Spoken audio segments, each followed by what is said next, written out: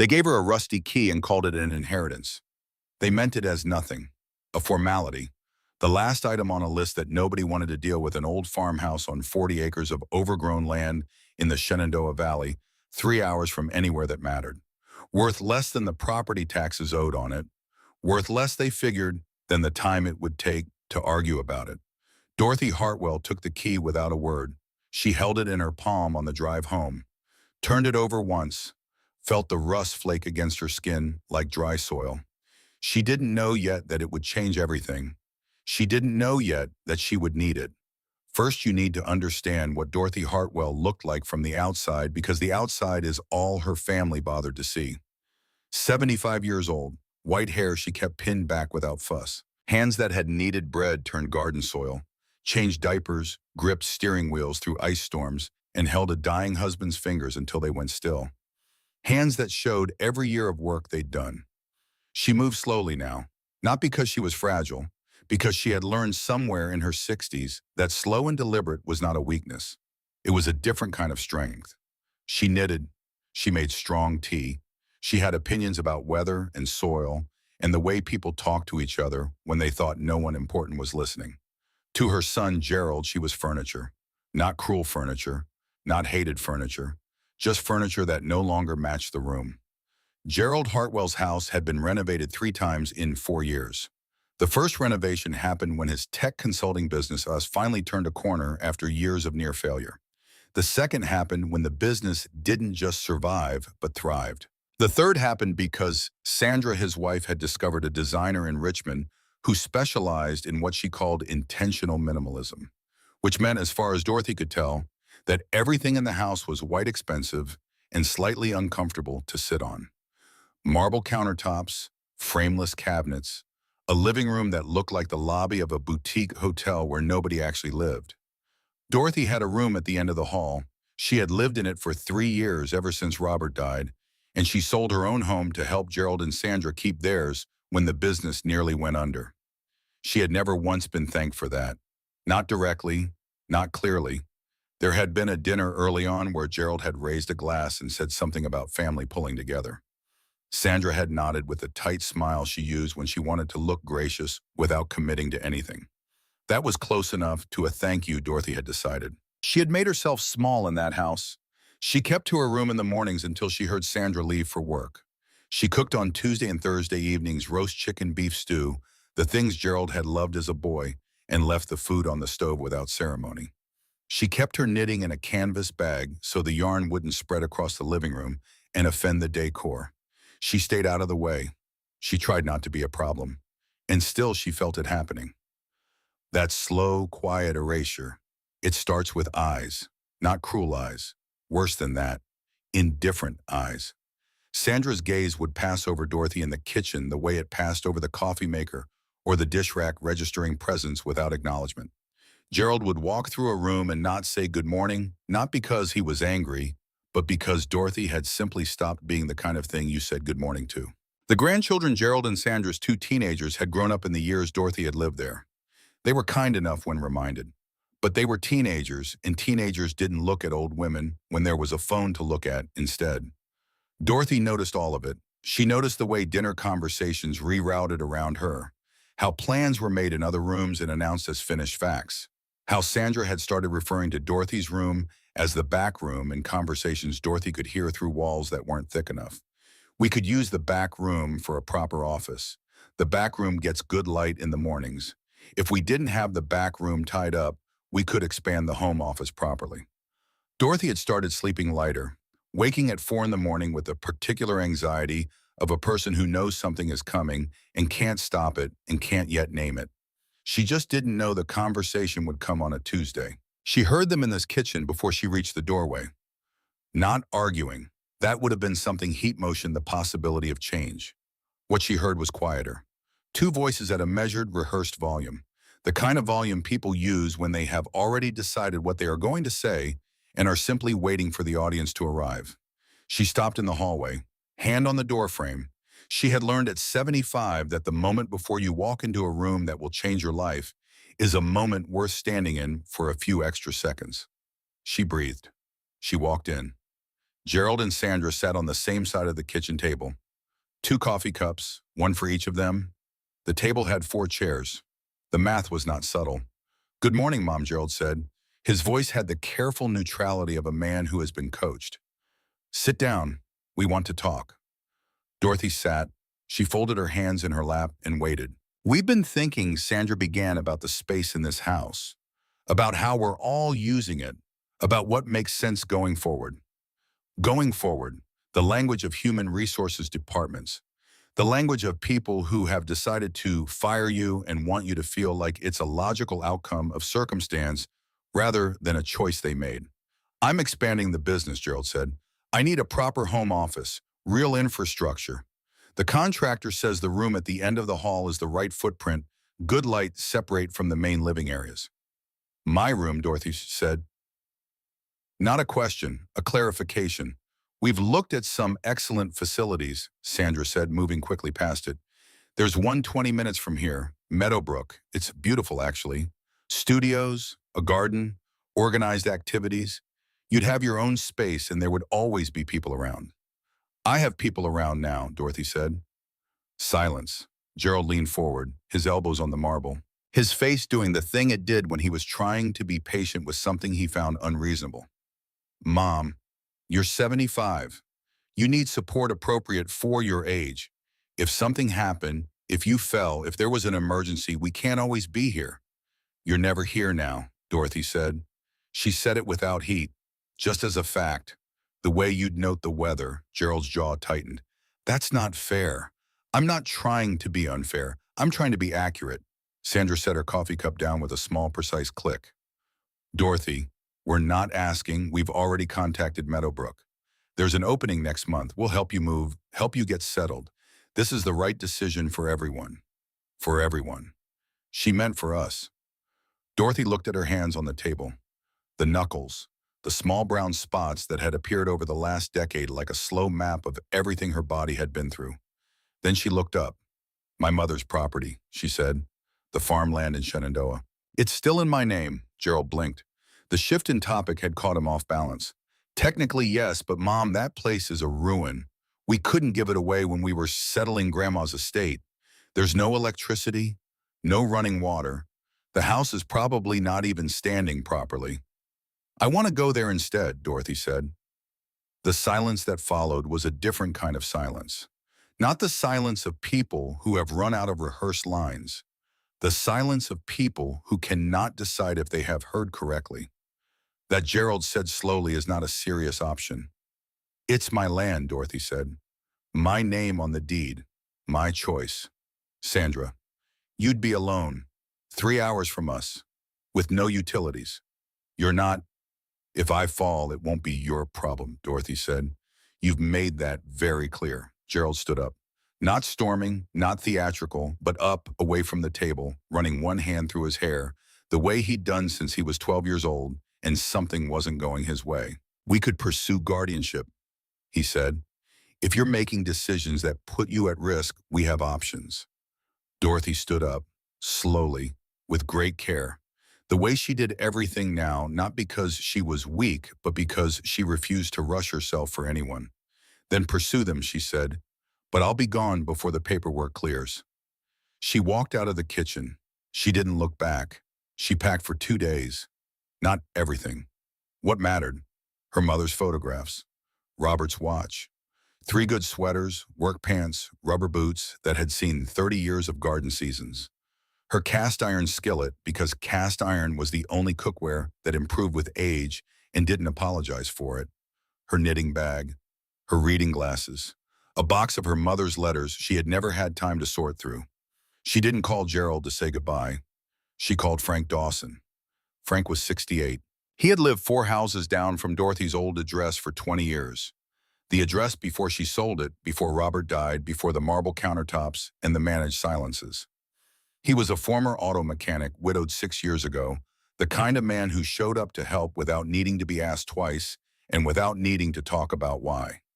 She explained the situation in one sentence. Frank said, "I'll bring the truck." That was the end of that conversation. He arrived at Gerald's house on a Friday morning. Gerald was at work. Sandra was at work. The teenagers were at school. Dorothy had timed it that way not out of cowardice, but out of mercy.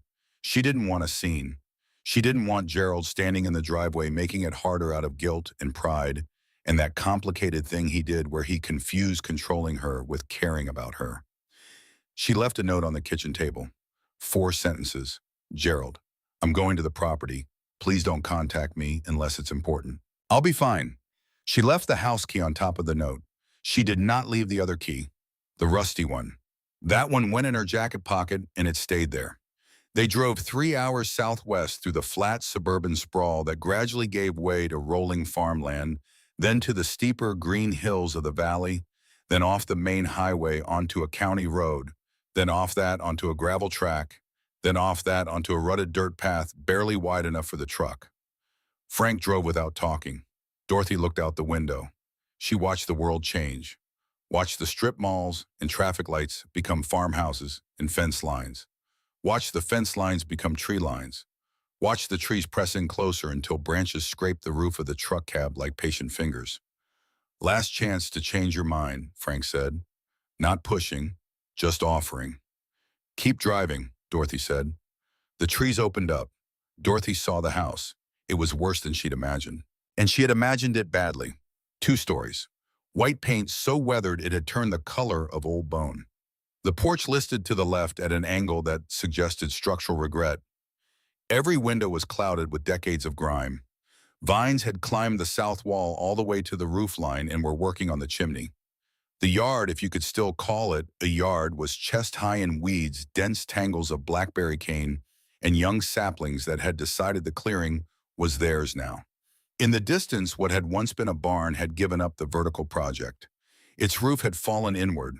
Its walls leaned together like old men trying to stay upright at a bus stop. Frank stepped out of the truck, looked at it for a long time. Beg your pardon, Mrs. Hartwell, he said carefully. But this is quite a project. Yes, Dorothy said. It is. I've got a spare room. It's not fancy, but it's got electricity. Frank, he looked at her, I'm staying. But I'd appreciate it if you helped me get the door open. The front door had swollen in its frame and required both of them and a pry bar from Frank's truck bed. It opened with a sound like something that had been holding its breath for a very long time, finally letting go. The smell hit them. Dust, old wood, dried herbs that had hung somewhere and slowly turned to powder. And underneath all of that, something else, something faint and sweet that Dorothy couldn't name immediately. She stepped inside. She stood still in the entrance hall. The interior was dim but intact. Old furniture draped in sheets like a house full of patient ghosts. Hardwood floors gray with dust but solid underfoot. A stone fireplace. A staircase with a turned wood banister. The bones of a house that had been built to last and had, despite everything, lasted. Dorothy breathed. The smell. She knew it now. It was oilcloth and lavender.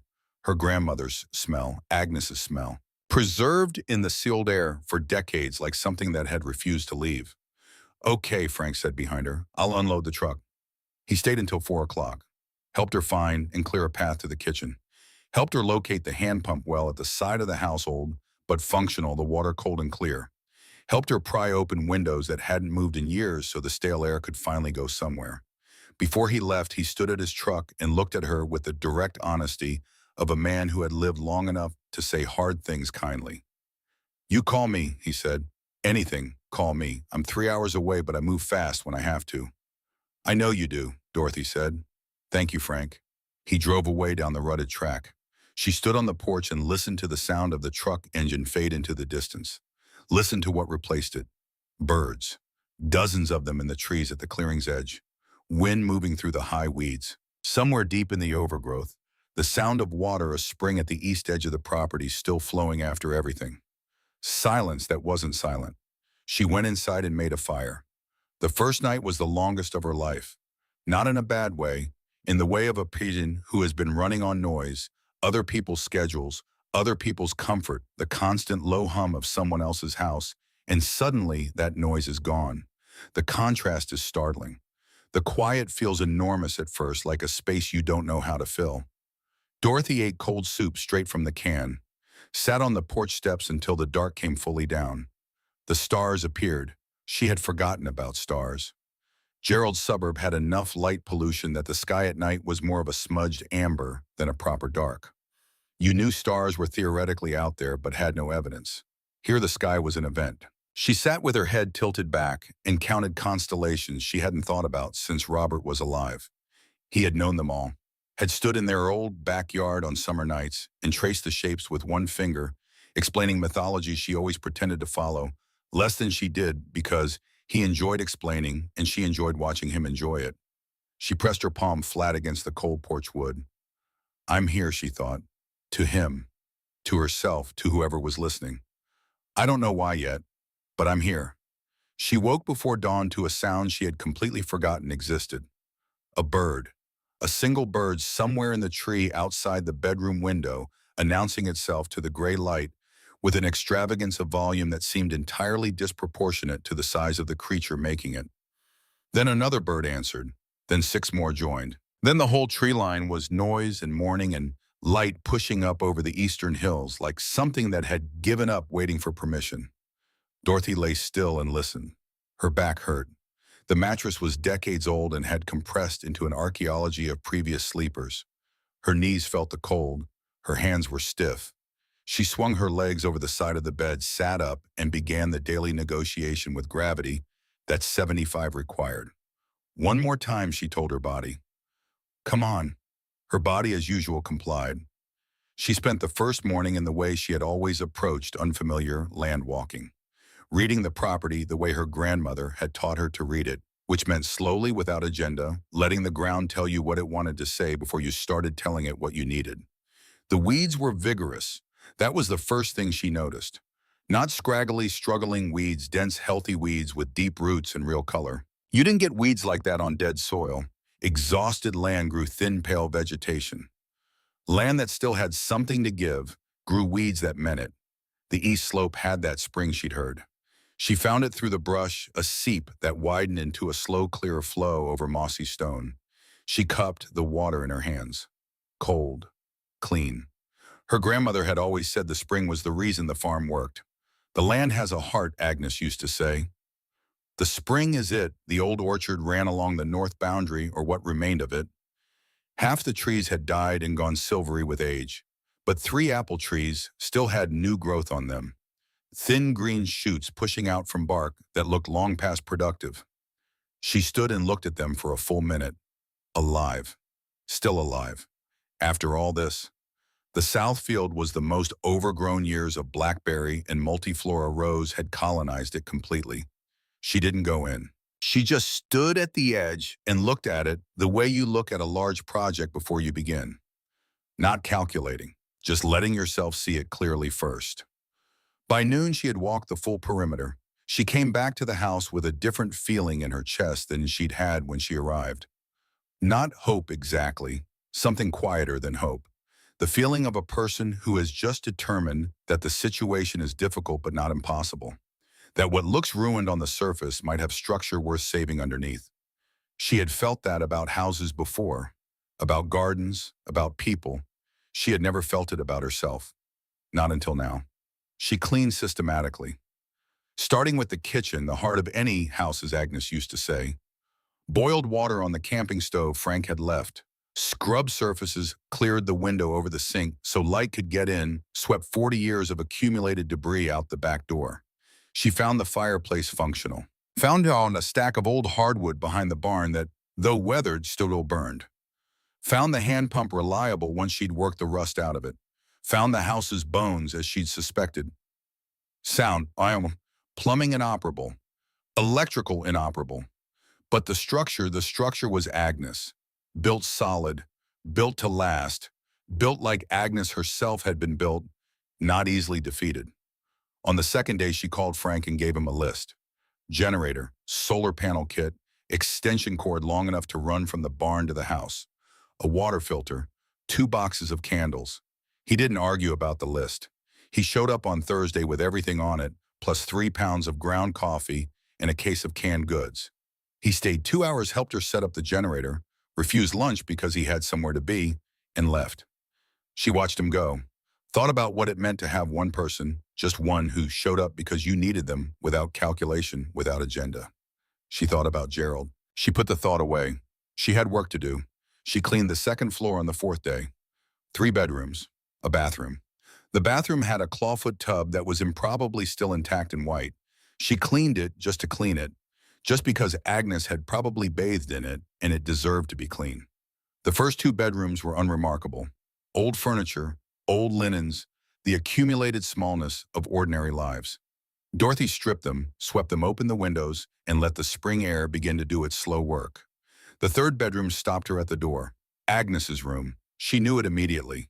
The smell was strongest here, that particular layering of oilcloth and dried lavender that Dorothy now understood was not a coincidence of storage, but a deliberate choice.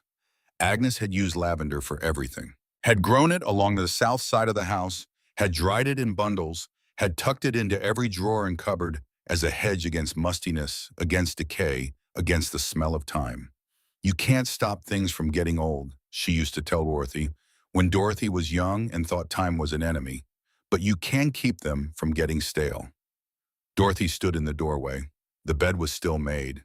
The quilt, hand-stitched, faded blue and yellow, lay over the mattress in the careful arrangement of a person who had smoothed it one last time and then left. On the dresser, a small mirror, a glass dish with 2 buttons in it, a photograph in a tin frame. Dorothy crossed to the photograph. Agnes, at perhaps 50, standing at the edge of a field, squinting into the sun. She was wearing work pants and a man's shirt rolled to the elbows, and she looked directly at the camera with an expression that Dorothy could only describe as quietly satisfied, like a person who knows what she has done and doesn't need anyone to confirm it. Dorothy set the photograph back down gently. Then she turned to the closet. The closet held decades of careful keeping. Clothes on hangers, dresses and aprons, and 1 good suit in a garment bag. Shoes paired on the floor. A shelf above with hat boxes and folded sweaters and a stack of books that included 2 Bibles, a farming almanac from 1971, and a tattered paperback mystery. Dorothy began removing things carefully, item by item, each one a small weight of someone's life. She was nearly done when she noticed the back of the closet. At floor level, behind where the clothes had hung, a small door maybe 3 feet high, maybe 2 feet wide, set into the wall at the junction where the closet met the eaves. The kind of storage access you'd find in old farmhouses, cramped, low, dark, and easy to overlook if you weren't looking. Dorothy looked at it. Her knees told her what they thought about the idea of crouching down to open a small door. She ignored her knees. She found a flashlight in her supply bag, got down slowly, got her fingers under the lip of the small door, pulled. It swung open. The space beyond smelled different from the rest of the house. Not musty, not stale. Something else, a faint chemical smell she couldn't immediately identify. Not unpleasant, just controlled, like the smell of a room where the air has been deliberately managed. She shone the flashlight in. 2 cardboard boxes, old but intact, reinforced at the corners with extra tape set on a raised wooden platform that kept them off the floor. Whoever had put them here had thought about moisture, had thought about time, had made decisions designed to outlast the moment. Dorothy pulled the first box out. Heavy, more than she expected. She brought both boxes downstairs to the kitchen where the light was better and her knees could rest under the table. She opened the first box. The smell hit her fully then. That was what she hadn't been able to name: linseed oil. Oiled cloth, old glass, inside packed in rows with the care of a person who understood that what they were packing might not be opened for a very long time. Small glass jars. Dozens of them, each one sealed with wax, each one labeled in ink that had kept its dark precision despite the years. Dorothy lifted one out, read the label. Lunar Iris, last confirmed bloom, Shenandoah Valley 1962. Seeds collected September. Oil sealed. Tea method, she lifted another. Heartwood vine, last known wild population, Blue Ridge 1969. Germination notes, Volume 2, page 34. Another, Appalachian Ghost Orchid variant, source Cameron property, 1968. Handle with extreme care. See Volume 3. Dorothy set the jar down. Her hands were not entirely steady.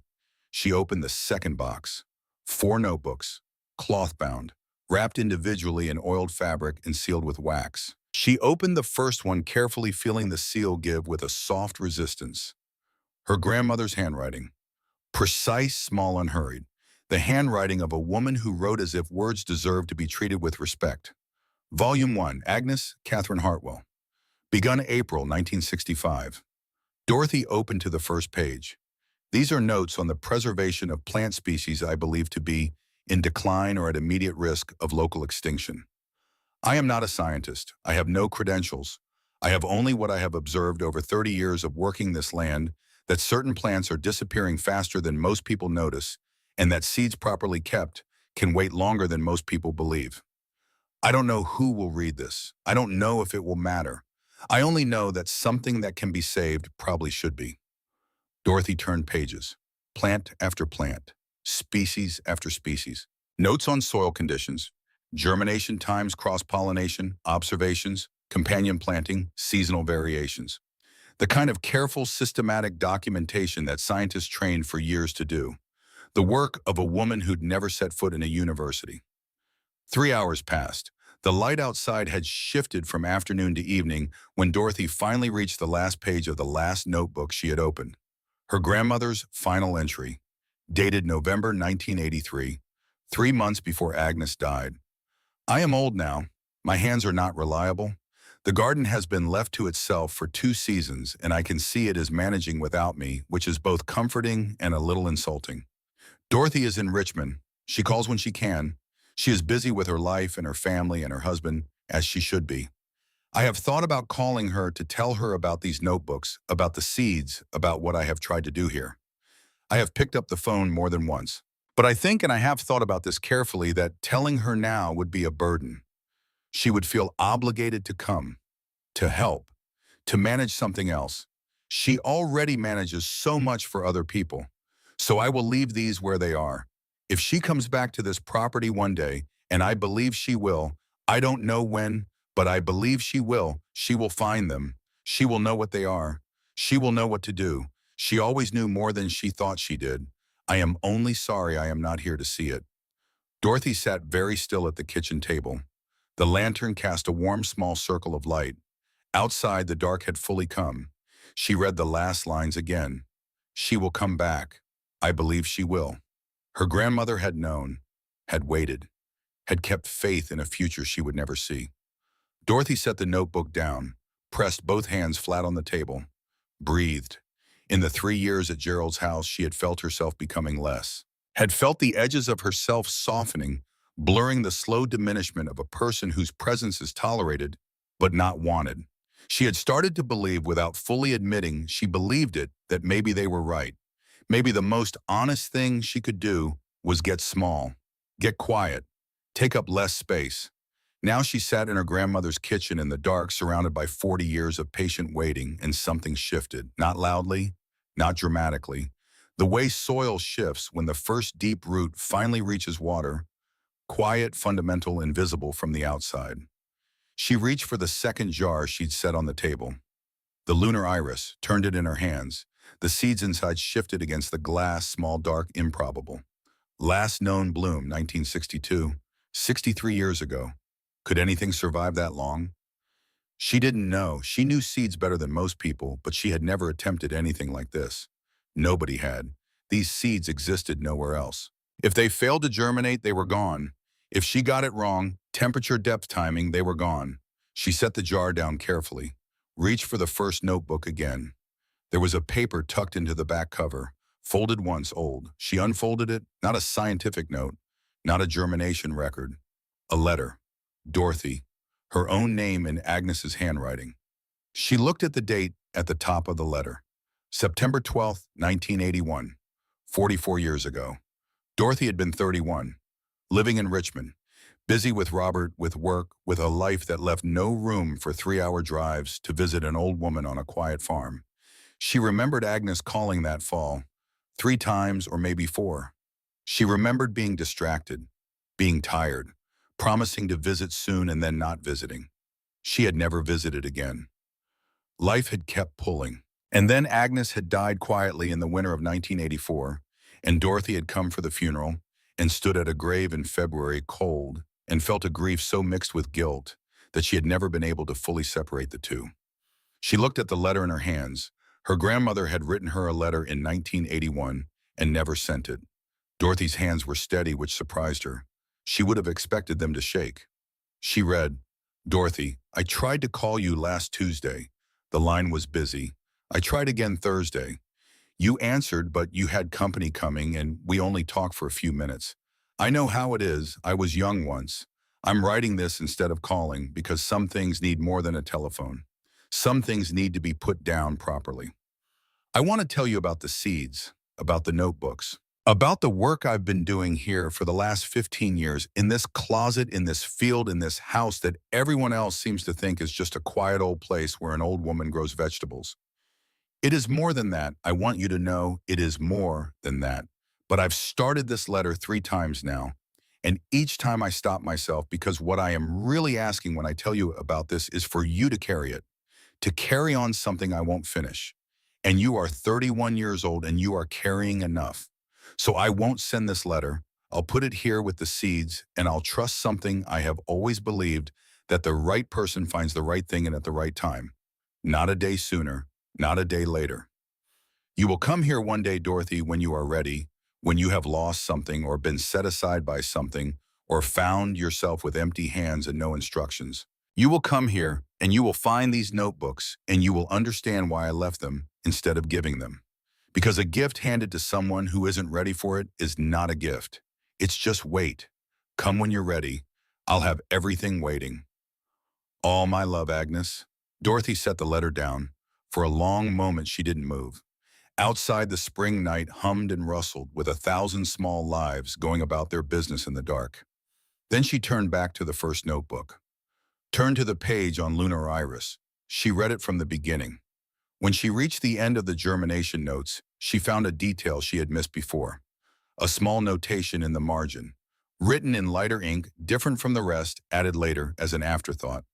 If the seeds are more than 30 years old when planted, pre-soak 18 hours.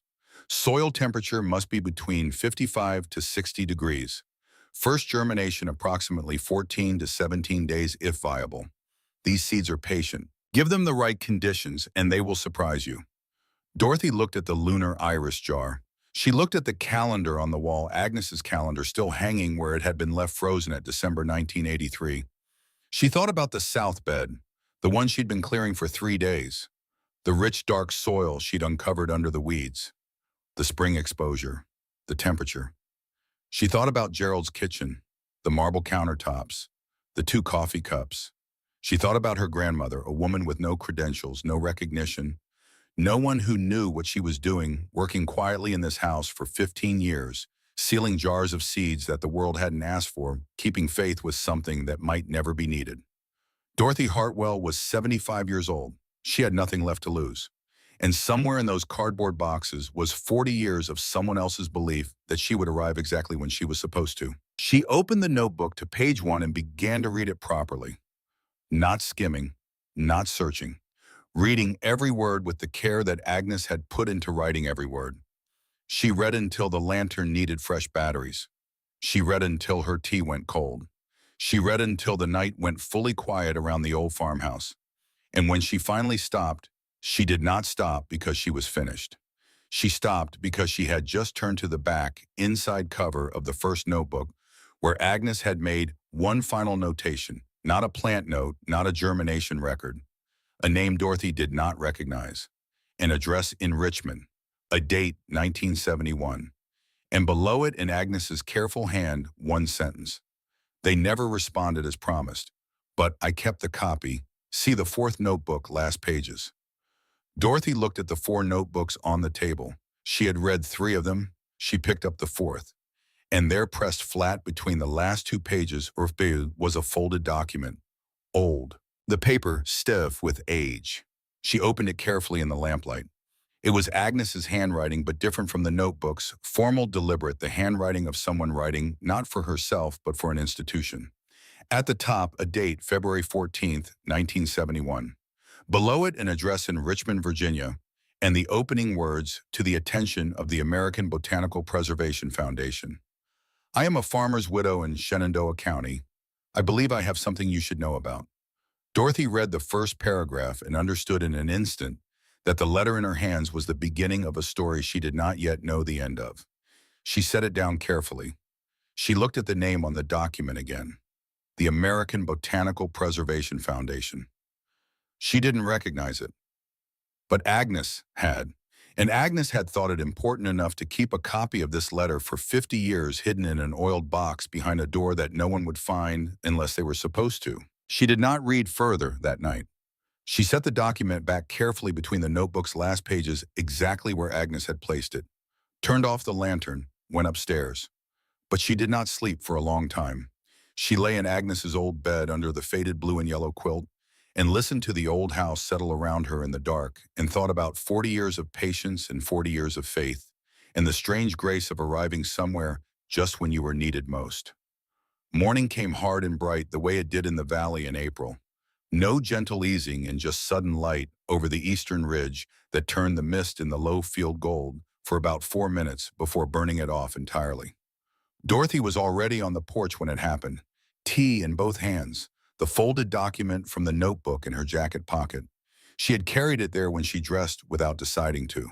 The way you carry something that has weight, not because you plan to use it immediately, but because you don't want to be separated from it. She opened it in the morning light. The paper inside was stiff with age, but the ink had kept. She read Agnes's letter fully this time. Agnes had described in careful, clear language a method she had developed for long-term seed preservation. The oil sealing process, the temperature cycling protocol, the specific ratios of linseed and mineral oil, 6 years of testing, 23 species, germination rates she could document. She wrote for 20 minutes of the foundation's time. I am not a scientist. I know that will matter to you. But I have results. Dorothy turned to the second page. The response was printed on foundation letterhead, dated 3 weeks after Agnes's letter. Dear Mrs. Hartwell, thank you for your correspondence. Our current preservation programs are managed by accredited researchers in partnership with regional universities. We are not able to evaluate or incorporate methods from outside our established network at this time. We wish you well in your work. That was it. No follow-up, no request for documentation, no 20 minutes. Agnes had written one careful, precise letter describing something real and important and had received 3 polite sentences in return. Dorothy folded the document and put it back in her pocket. She sat with it for a long time. All that work, she thought, all that knowledge, and they couldn't give her 20 minutes. She set the empty teacup on the railing. Then she stood up and went to start clearing the south bed. There was work to do. The south bed was the worst part of the property. She had known this from the first day. 400 square feet of ground that hadn't been turned in 40 years. Not just weedy weaponized. Blackberry cane with thorns like fishhooks. Multi-floor rows that grabbed clothing and skin with equal enthusiasm. Underneath it all, root systems that had been reinforcing themselves for decades. Dorothy worked an hour in the morning, 2 hours in the afternoon, 30 minutes before the light went. She wore leather gloves that still managed to let thorns through at the fingertips. Her back issued formal complaints that she acknowledged and ignored. But the soil, when she finally got to it, the soil was everything she had hoped. Dark, rich, heavy in a way that meant organic matter, decades of leaf fall and root decay, building something underneath the mess. She dug down 8 inches with a garden fork, and the soil opened like something that had been waiting to breathe. She pressed her fingers in. This is good land, she thought. Agnes had known. Agnes had built her garden here for a reason. On the 5th day of clearing, Dorothy opened the second notebook to the section on lunar iris to review the soil preparation requirements. She found the page, read the germination notes, read the companion planting recommendations. And then she turned to the page she hadn't looked at carefully before. It was at the back of the second notebook, not labeled. Odd part of the scientific documentation, a full page drawing, not rough, not quick, careful, done in the precise hand of someone who had thought about it before putting pencil to paper. A garden plan, raised beds elevated. Dorothy noticed immediately, not the flat beds Agnes had built in her own active years. These were drawn higher, maybe 2 feet off the ground, the measurements written in beside them. Paths between the beds were wide, generous, drawn with a notation she didn't understand at first enough for slow walking. A bench in the southeast corner, notes beside it, morning sun out of wind. A small structure at the north end, greenhouse shape, modest size, with a notation passive solar, minimal maintenance. Dorothy stood very still. This wasn't Agnes's garden. Agnes had never used raised beds in her life. She had knelt in the dirt without complaint until the year she couldn't anymore. She had not needed wide paths. She had not needed benches.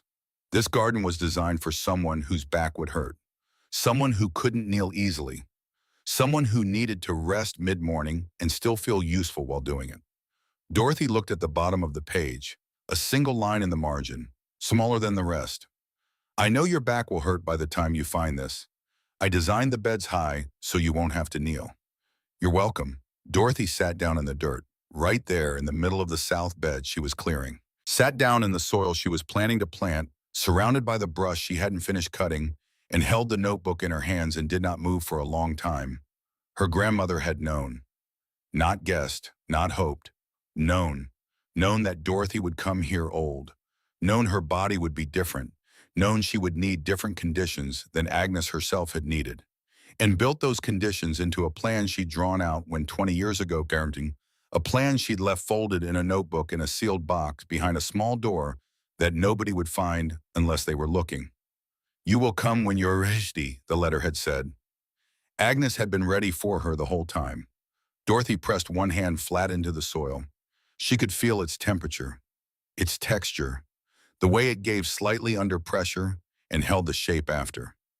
Okay, she said, not to no one, to Agnes. Okay, let's do this your way. She was working the north corner of the south bed on a Tuesday morning when she heard tires on the dirt track. Not Frank's truck, wrong engine sound, something smaller. She straightened slowly, watched a gray pickup navigate the ruts and park at the clearing's edge. A man got out, tall, big through the shoulders, in the way of someone who had done physical work for decades and kept the structural result of it into his late 60s. He had gray-white hair cut short, a canvas jacket, and the deliberate, careful way of moving that she recognized as a man whose joints were managing the same negotiations hers were. He looked around the property without expression, not impressed, not unimpressed, assessing. Then he looked at her. Mrs. Hartwell. That depends on who's asking. Norm Briggs, he said. I live about 8 miles east. Frank Dawson mentioned what you're doing out here. I used to work agricultural engineering. 30 years, mostly soil systems and irrigation for commercial farms in the valley. Dorothy looked at him. He looked back. Neither of them was in a hurry. What do you want, she asked. Frank said you found some old seeds, said you were planning to grow them. He paused. I was curious. It was the right answer. Not, I want to help. Not, I thought you might need someone. Just curious. She understood curious. Curious was honest. Come look, she said. She showed him the notebooks. He sat at the kitchen table and read without speaking. She made tea and worked on the seed catalog. She'd started her own documentation of Agnes's collection, translated from handwriting to organized inventory. Lunar iris, heartwood vine, ghost orchid variant, 43 species total, some single jars, some multiple, 43 chances, 43 unknowns. Norm read for 40 minutes.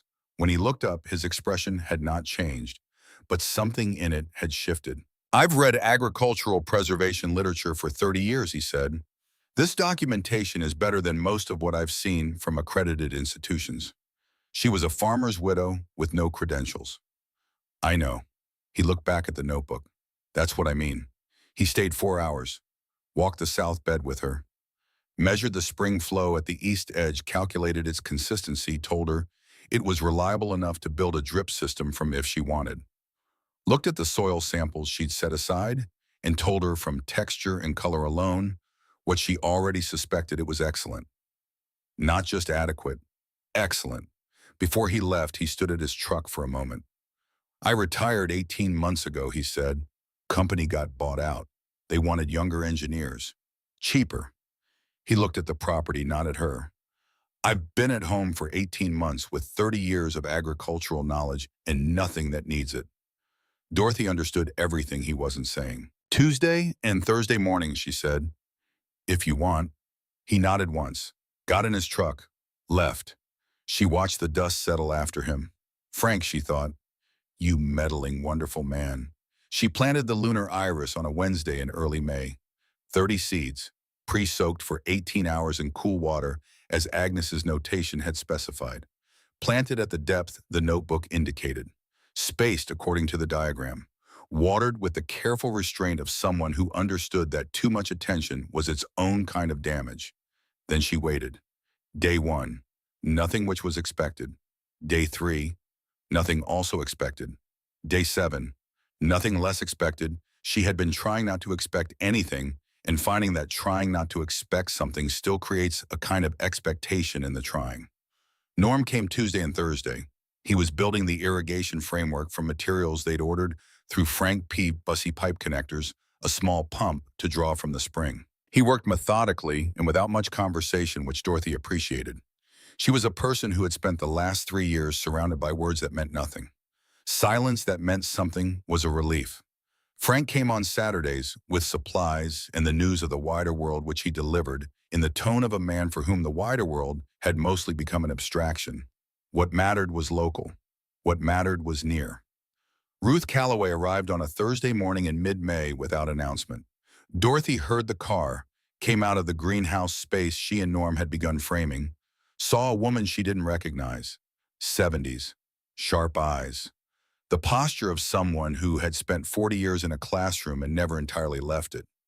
I read the piece in the county paper, Ruth said, about the old farm being restored. I'm Ruth Calloway. I taught history at the high school for 38 years. I retired 7 years ago and have been going slowly insane with insufficient purpose. She looked at the notebooks visible through the kitchen window. Frank Dawson told me you have handwritten documents from the mid-century that need organizing. I read old handwriting, specialty of mine. Dorothy looked at the stack of notebooks on the table, at the catalog she'd been building in her own imperfect way. You start Monday, Dorothy said. Ruth, I'll start now, day 14. Nothing. Dorothy checked the bed at dawn, checked it at noon, checked it before she went in for the evening. The soil was the right temperature. The moisture was right. She had done everything Agnes said. She stood at the edge of the bed in the late afternoon light and looked at 30 small markers indicating where she'd planted, and felt the particular doubt that lives just underneath hope. The doubt that has been patient and quiet while you were busy being optimistic and is now gently raising its hand. What if the seeds are dead? 40 years was a long time. No matter how well Agnes had sealed those jars, no matter how carefully she had managed the conditions, 40 years was an argument that physics made against optimism. What if you came all this way for nothing? She picked up the first notebook and read the lunar iris entry for the 4th time. Found the margin note she had already memorized. These seeds are patient. Give them the right conditions and they will surprise you. She had given them what Agnes described. She had to trust the rest. Gerald called on day 15. Not the aggressive Gerald of the kitchen table. Not the man with rehearsed lines and marble countertops in the language of corporate inevitability. A different voice. Quieter. Something careful in it that she didn't immediately recognize because she hadn't heard it from him in a very long time.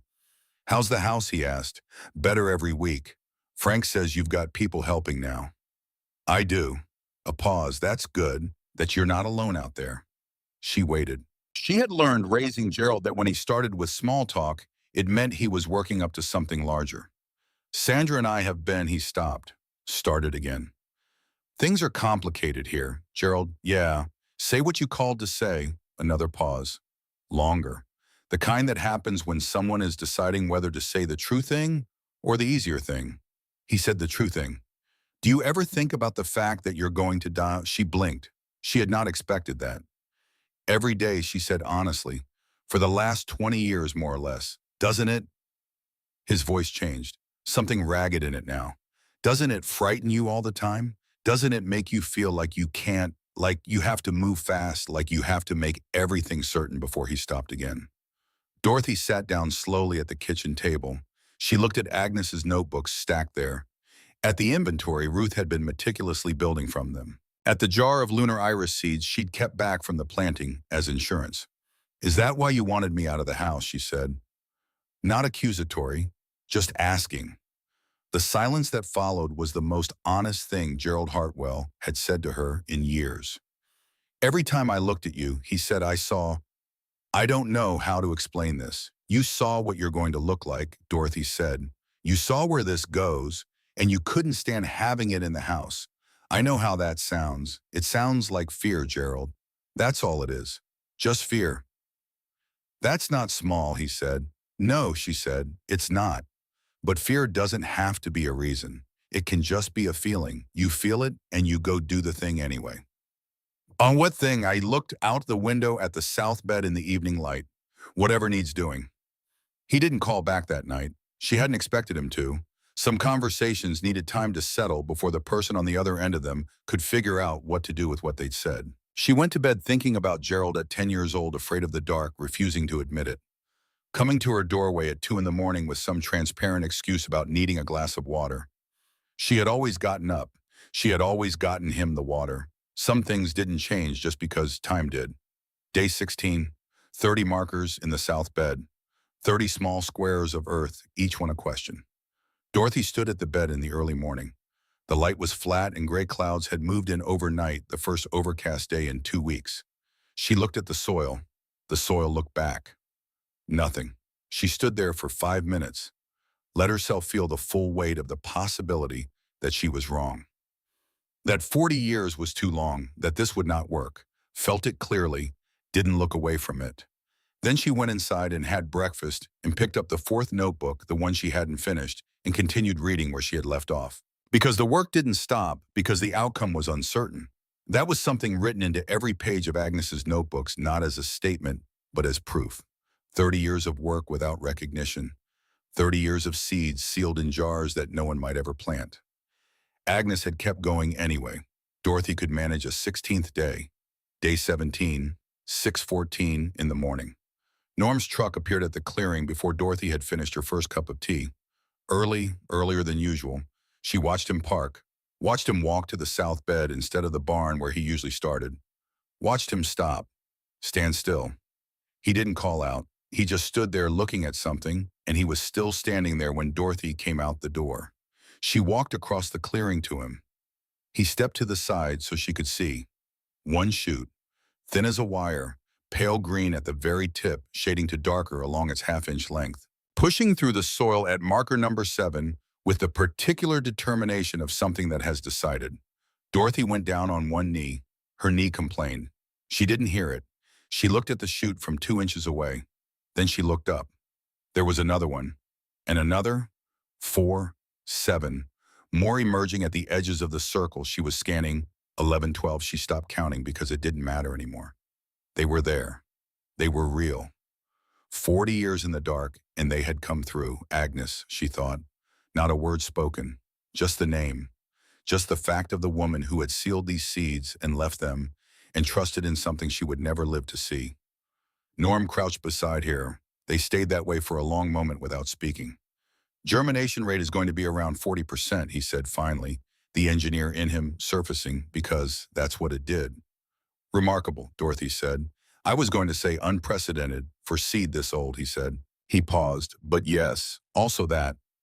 She stood up, brushed dirt from her knee, looked at the south bed with its small, impossible chorus of new green. We need to call Brennan, Norm said. Dr. Paul Brennan, University of Virginia. The name on the list Norm had compiled of botanical specialists who might be able to confirm what they were looking at, document it properly, give Agnes's work the standing it had always deserved. Dorothy had been putting off the call, maybe because she had wanted this to be hers and Agnes's a little longer before it became anyone else's, before it moved from the personal to the institutional. But she looked at the shoots in the ground, 11 small lives that had waited 40 years. That deserved to be properly known and properly kept. I'll call him today, she said. Brennan arrived on a Friday, 55, brown hair going gray at the temples. The kind of academic who had stayed close enough to fieldwork or to keep his hands useful. He noticed the soil conditions before he noticed the house, which Dorothy took as a good sign. She showed him the shoots first. He crouched over them with a magnifying glass for 3 minutes without speaking. Then she showed him the notebooks. He sat at the kitchen table and read with the focused stillness of a man who has just recognized that what is in front of him is not what he expected. Ruth was there. She had been at the table when Brennan arrived, finishing her catalog notation on the Ghost Orchid entry. She looked at Brennan over her reading glasses with the assessment of a former teacher evaluating a new student. He received approximately a B+ from that look. Norm stood near the window, arms folded, patient. Dorothy made coffee and waited. After 40 minutes, Brennan looked up. "Miss Hartwell, the lunar iris is genuine. I don't have any doubt. I didn't think you would. The documentation in these notebooks." He shook his head once. "This is extraordinary. 40 years of meticulous single observer preservation. The methodology is sound, more than sound. The oil sealing technique in particular." He stopped. Dorothy watched something happen in his expression. A change so small it would have been invisible if she hadn't been watching carefully. A kind of recognition that brought with it something like unease. "The oil sealing technique," she said. "What about it?" He looked at her, then at the notebook, then back at her. "How much do you know about your grandmother's outreach? Whether she ever shared her methods with anyone formally or informally?" Dorothy reached into her jacket pocket and removed the folded document she'd been carrying for weeks. Set it in front of him. He read it. Agnes's letter and the Foundation's reply. Read them twice. The room was quiet. Outside, a woodpecker was working on something in the tree line with the steady confidence of a creature that knows exactly what it's doing. Brennan set the letters down. "I need to ask you something directly," he said. "And I want you to know before I do that what I'm about to tell you is not certain. It's a pattern I recognized. It may be coincidence. I genuinely don't know." "Ask it," Dorothy said. "The oil sealing technique Agnes describes in these notebooks, the specific combination of linseed and mineral oil, the temperature cycling protocol, the humidity controls. I've seen this methodology before, not in the scientific literature from the 60s or 70s, in a commercial patent filing." The woodpecker outside stopped. "What patent?" Norm said from the window. His voice had changed. Flatter, more focused. "Filed in 1979 by an agricultural biotech company based out of Maryland. The technique is described as original development. It became the foundation of a seed preservation product line that's still in operation today." Brennan paused. Agnes's letter to the Foundation was dated 1971. She described the technique in full in that letter. Dorothy looked at the folded document on the table. Agnes had put her method in writing, had sent it to an organization.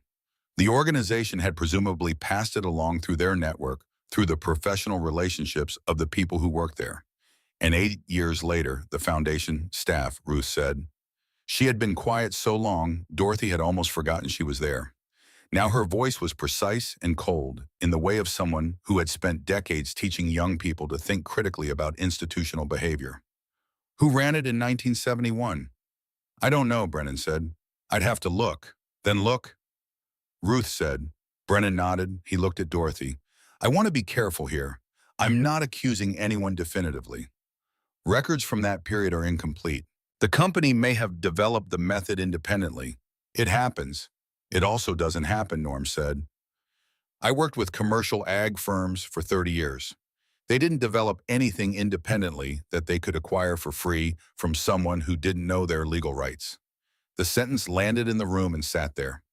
Dorothy looked at the document, at the polite 3-sentence rejection, at Agnes's careful, detailed letter describing every element of a technique that 8 years later had made someone else wealthy.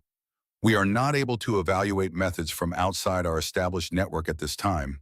We will not give you credit. We will not give you access. But we will keep what you sent us." "Is there a legal remedy?" Dorothy asked. "Not hopefully. Practically. The patent expired years ago. Any direct claim would be impossible," Norm said. "Yes, I know, Brennan. From a legal standpoint, I'm not interested in the legal standpoint," Dorothy said quietly. They looked at her. They looked at. Agnes didn't do this for money. She didn't do it for recognition, or she did it knowing she might never get it, and she did it anyway. She wrote one letter. They rejected her. She went back to work. For 12 more years. Dorothy looked at the notebook in front of her. "What I want is for her name to be on the right page of the right publication next to the right date for as long as anyone reads that kind of thing. That's all. Brennan was quiet for a moment. I can do that, he said. I can document this properly. Peer-reviewed publication. Her name, her dates, her methodology. The scientific record. Then that's what we do, Dorothy said. The room settled. Then Brennan reached across the table and turned to a page near the back of the fourth notebook, a section Dorothy hadn't finished reading. I want to ask you about this section before we close, he said. These notation pages, the ones in different ink added later than the rest. Dorothy leaned forward. The pages were covered in Agnes's later handwriting, the hand of an older woman looser than the early notebooks, the letters larger. A different pen, darker ink. Not scientific notation. Something else. I didn't get this far in my reading, Dorothy said. Read from here, Brennan said. He tapped the page. Dorothy looked at where his finger indicated. The header at the top of the section was underlined twice. What I did not preserve, and why. She read in silence. The room waited. Outside, the afternoon light was changing. The kind of slow shift that happened in the valley when clouds moved in from the west, the air going blue and soft before the color went out of everything. Dorothy turned a page, then another. Her expression did not change. But something in the room changed the quality of attention, the particular stillness of people who can tell from the way someone reads that what they are reading is significant. Dorothy turned the last page of the section, sat back. Agnes didn't preserve everything she found, she said. Brennan, what did she leave out? Dorothy looked up, looked at each of them. Norm by the window, Ruth at the table, Brennan with his hands folded over the open notebook. There's a property, she said, east boundary of this land. Used to be the Cameron farm. Agnes collected the ghost orchid specimen from it in 1968. She paused. She says in here that she found something on that property, something she chose not to collect from. What was it? She doesn't say exactly. She says Dorothy found the line. She says some things aren't mine to keep. This belongs where it is. I recorded it only so that if it disappears before someone finds it, at least there will be a record that it existed. And what did she record? Dorothy set the notebook down carefully. Coordinates and a sketch, and the date she last saw it, June 1979. What species? She doesn't name it. She only describes it. White flowers, ground level, bloom in early June. Dorothy looked at Brennan. She says it was the most unusual plant she'd ever seen. She thought it might be a species she couldn't identify. She thought it might be something no one had documented. Brennan had gone very still.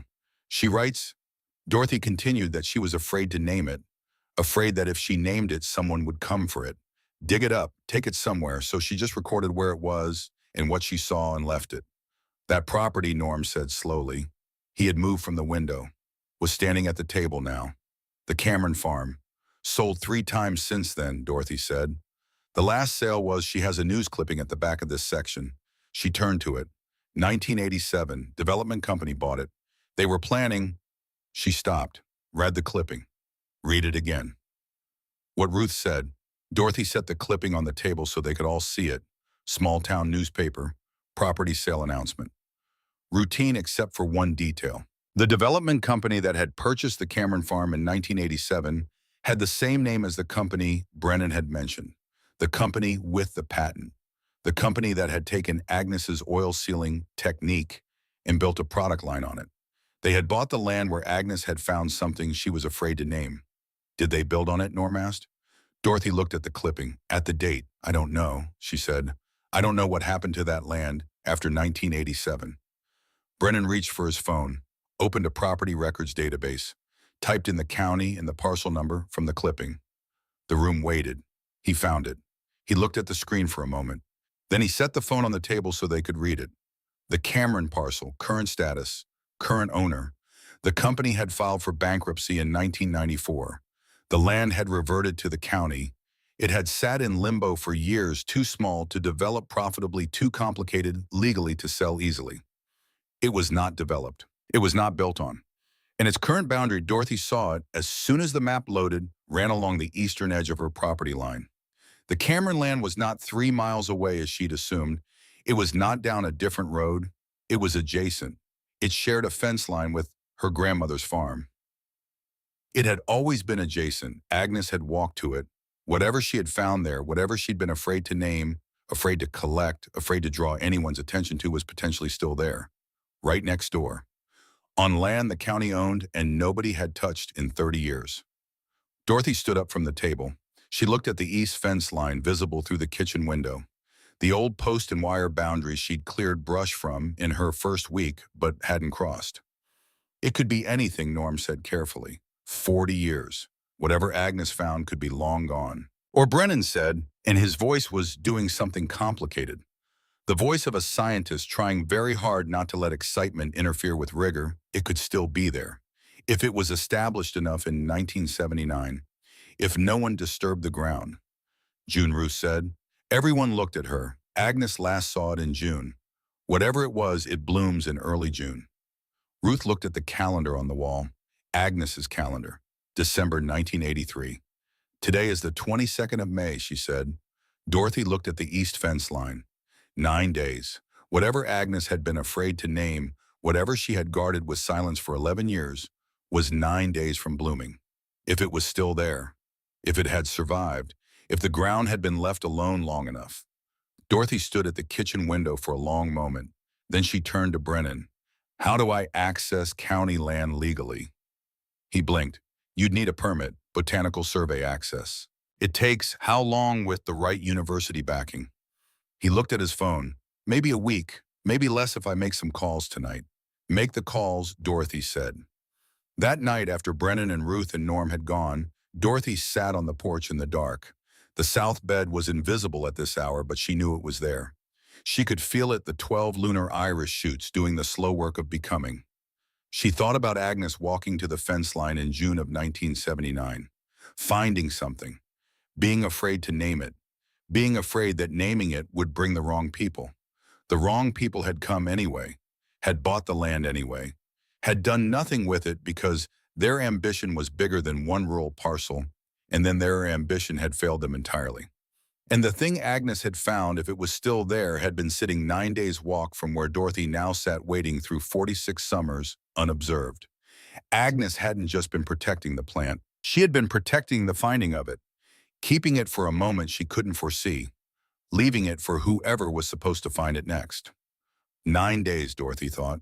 She pressed her palm against the porch railing, felt the wood old solid maintained by Agnes for decades, and then by no one, and now again slowly by her. She went inside. Behind her the valley settled into its nighttime. The spring ran over its stones. The lunar iris shoots did their patient invisible work in the dark.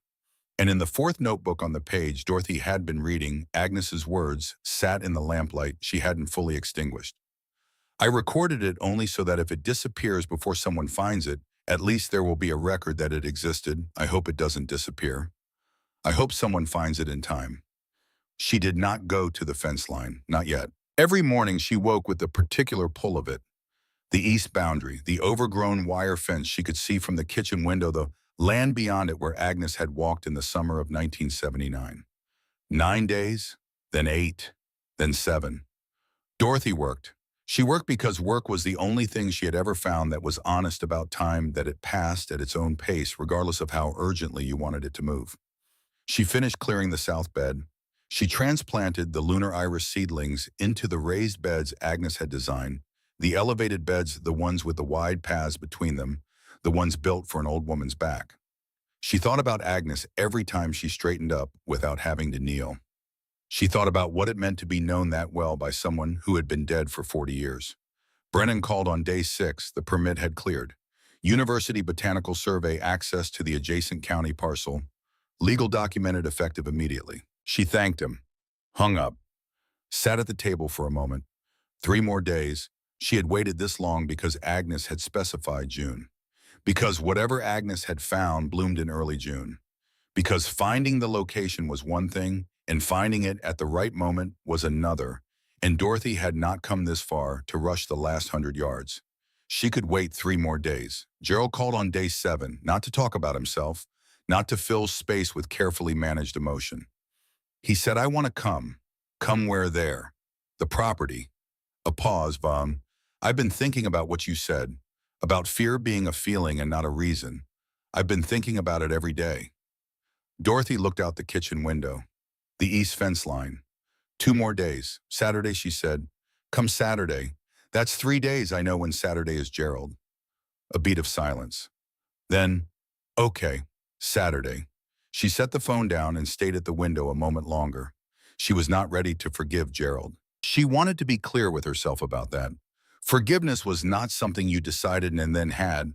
It was something that happened slowly through repeated evidence that the person who hurt you was genuinely different from the person who hurt you. That took time. It took Saturday mornings with work gloves and dirt under fingernails. It took showing up when nothing was required. She wasn't there yet, but she had opened the door. That was enough for now. On the morning of day 9, Dorothy woke at 5. She did not need an alarm. Her body had been keeping the count alongside her. She dressed in work clothes, laced her boots, made tea but didn't finish it, walked out into the early gray light with the permit in her jacket pocket and Agnes's fourth notebook under her arm, open to the page with the coordinates and the sketch. She walked to the east fence line. The fence was old post and wire, Agnes's original boundary marking. Dorothy had cleared the brush from her side in her first weeks here, but hadn't crossed. Now she found the gate rusted stiff but operational. The hinge screamed when she opened it. She went through. The Cameron land was different from hers. Not worse. Different. Where Dorothy's property had the organized history of a working farm, the sense of land that had been shaped by intention, this parcel felt untouched in a more absolute way. Like land that had been left to its own logic for long enough that it had developed one. Mature hardwoods, tulip poplar and white oak old enough to have real canopy. The understory was open beneath them. The trees had won enough light that the aggressive brush species hadn't taken hold the way they had on her cleared land. The ground was soft with decades of leaf fall. She oriented herself with Agnes's sketch. The notation was specific. Agnes had been a precise woman. She had written distances in paces from identifiable landmarks, a distinctive split boulder near the fence gate, a stream crossing an oak with a double trunk. Dorothy found each of them and followed the line. The ground sloped gently downhill. The trees opened slightly at the bottom of the slope, and then Dorothy stopped walking. She stopped because she almost stepped on them. They were low to the ground, lower than anything she had expected, ground level as Agnes had written, but even that description hadn't prepared her for how close to the earth they grew. Clusters of plants spreading from a central point, their leaves lying flat against the leaf litter, pale and almost translucent in the early morning light. No stem to speak of, no visible structure above the ground plane, except for the leaves and rising from each cluster on a thread-thin stalk, a single white flower. Dozens of them, maybe hundreds. They occupied a roughly circular area, perhaps 20 feet across a colony, established and spreading perfectly hidden by the contour of the land. You would not see them unless you were looking. You would not see them unless someone had told you exactly where to look. Dorothy crouched. This close, the flowers were extraordinary. White, but not the flat white of a sheet or a wall. White the way moonlight was white. The petals overlapped in a spiral pattern she had never seen in any flower, their edges translucent enough that the morning light passed through them and made them glow from within. Each one the size of a dime, each one perfect. She did not touch them. She looked at them for a longer time. Then she opened the notebook to Agnes's sketch. The drawing was accurate. Agnes had captured the spiral petal arrangement, the ground-level growth habit, the translucent quality in the notes she'd written beside it. Petals let light through, like they were made for it. And below the sketch, the line Dorothy had been thinking about for 9 days. I am afraid to name this. I am afraid someone will come for it. So I will only say that I have never seen anything like it, and I have been farming this land for 40 years. Whatever it is, it belongs here. It has earned its place here. It should be left. Dorothy looked up from the notebook. The flowers glowed in the early light. I found it, she thought. Agnes, I found it. She took photographs. Careful, systematic photographs, the colony's full extent, individual flowers, the surrounding habitat, the leaf structure. She sketched in her own notebook beside Agnes's sketch. She noted the soil type, the canopy covered, the slope aspect. She did not pick a single flower. She did not collect a single seed, not because it wasn't tempting, because Agnes had made a choice here, and Dorothy understood the choice now in a way she hadn't before she came to this land and learned what it meant to let things grow in their right place. Some things weren't meant to be moved. She stayed for an hour, then she walked back through the gate and went to call Brennan. He arrived that afternoon with a graduate student and a camera, in the expression of a scientist who has been told something extraordinary and he managing the distance between professional skepticism and barely contained excitement. He came back from the Cameron parcel 30 minutes later and sat at Dorothy's kitchen table and was quiet for long enough that she stopped making dinner and sat across from him. Well, she said. They're real, he said. I know they're real. I mean, he shook his head once. The skepticism had lost the argument. I mean, they're real in a way that I'm going to need to run analysis. I'm going to need to consult with colleagues. I can't make a definitive species identification from one visit, but I have been studying North American plant species for 25 years, and I don't know what that is. He looked at her. I don't know what it is, and I should. The room was quiet. Ruth, who had been cataloging at the far end of the table, looked up. Norm, standing at the window where he had taken to standing in moments of significance, turned around. What does that mean? Dorothy asked. It means it's either a species I should know that has changed so significantly in its isolated development here that I don't recognize it, Brennan paused, or it means Agnes was right to be afraid to name it. Nobody asked what the second option meant. They all understood it. It meant Agnes had found something new, something that had been living in those 40 acres of untouched hardwood forest for as long as no one could say undiscovered, unnamed blooming every June for an audience of no one. Until Agnes. Until Dorothy. The analysis took 2 weeks. Dorothy planted in those 2 weeks. She worked through the second tray of Agnes's preserved species, heartwood vine along the restored barn fence, the native bee balm varieties along the south path, a delicate fern species from a shaded back corner of Agnes's collection that required the damp north side of the house to thrive. Each planting was its own small act of trust. Each seed was a question with an uncertain answer. Some germinated, some didn't. Dorothy kept records of both. She had learned from Agnes that the failures were as important as the successes, that knowing what conditions weren't right was as valuable as knowing what was. Norm built the irrigation system to completion during those 2 weeks. Then, without being asked, began restoring the barn. Not dramatically, just steadily, a few boards at a time. Frank came one Saturday and helped him with the roof section.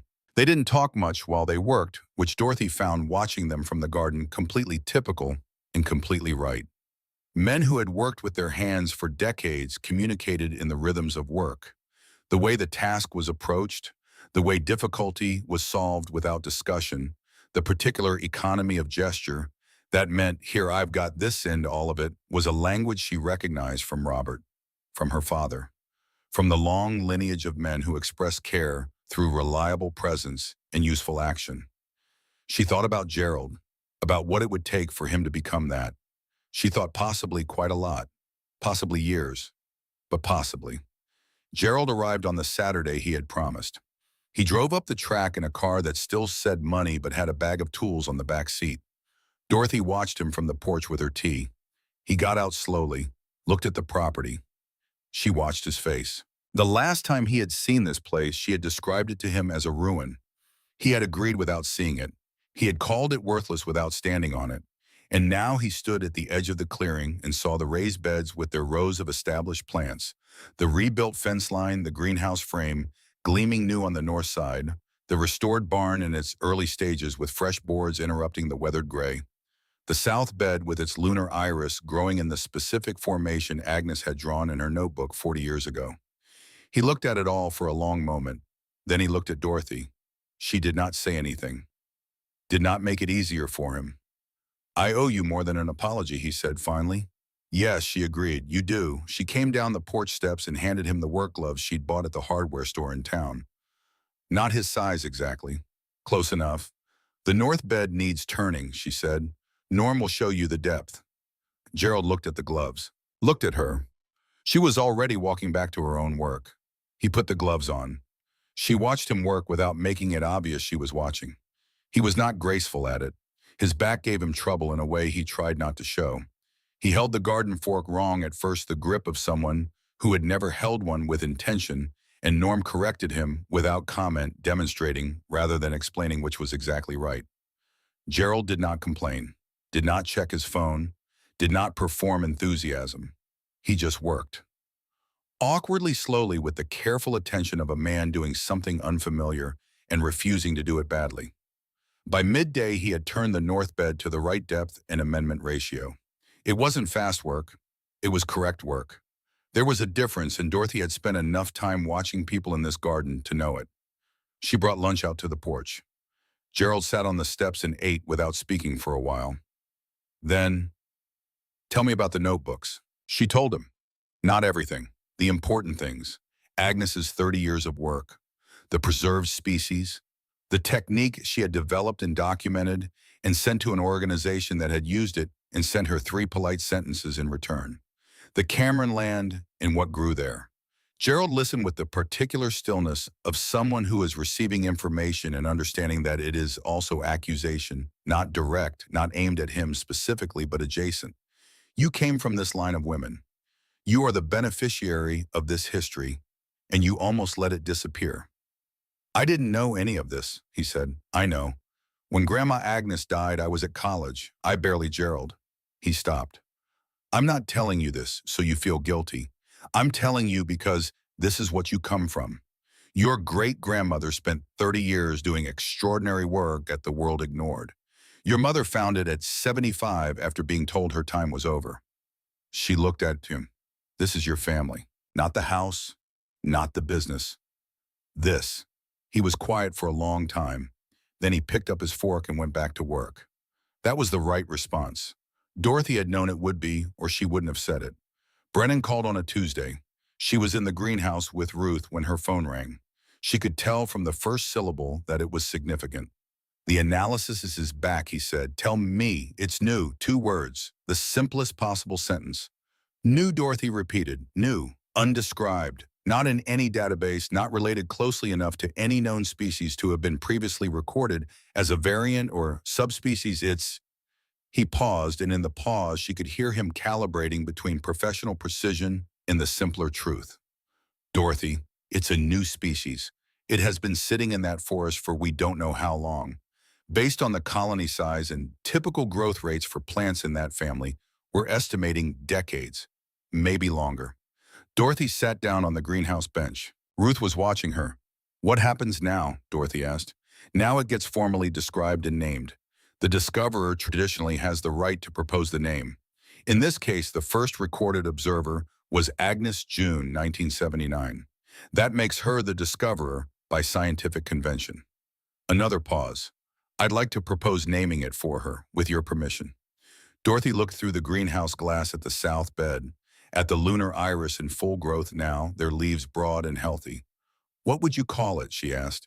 I was thinking, Brennan said carefully, Hartwell's moonflower. For Agnes, given the way the petals transmit light. The greenhouse was very quiet.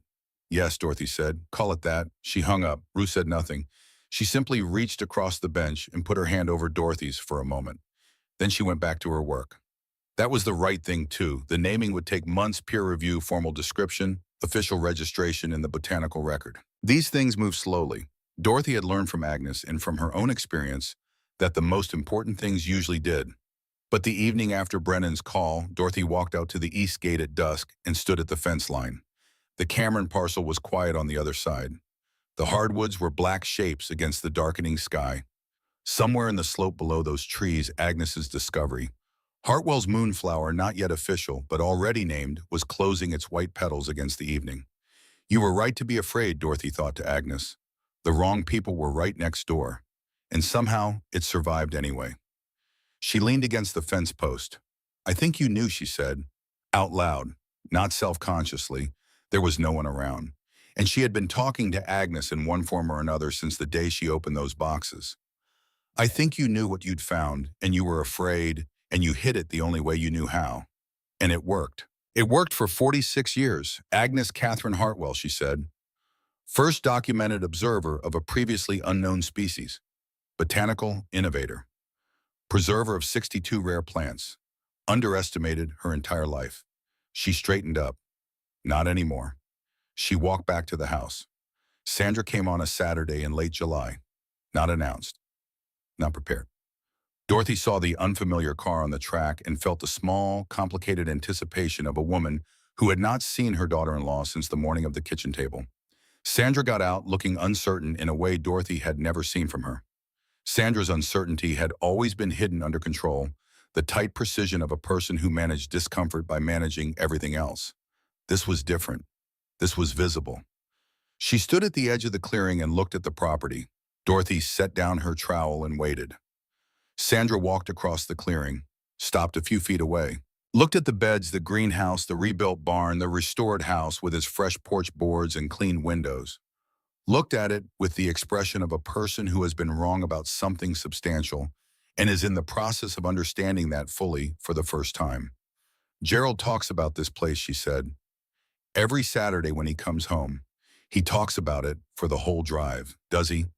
He came home the first Saturday with dirt under his fingernails and sat at the dinner table and didn't check his phone once. Sandra paused. I didn't know what to do with that.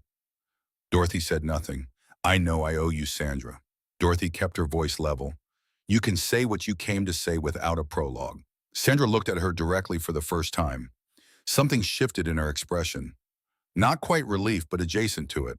The expression of someone who has expected punishment and been offered honesty instead. I treated you like a problem to be solved, Sandra said, not a person. Yes, I had reasons that felt legitimate at the time. The house, the business, the space, I know your reasons. They weren't good enough. No, Dorothy said, they weren't. Silence. Then Dorothy nodded toward the south bed. The heartwood vine on the barn fence needs checking. The new growth at the top needs to be redirected or it'll go for the roof. Can you reach higher than I can?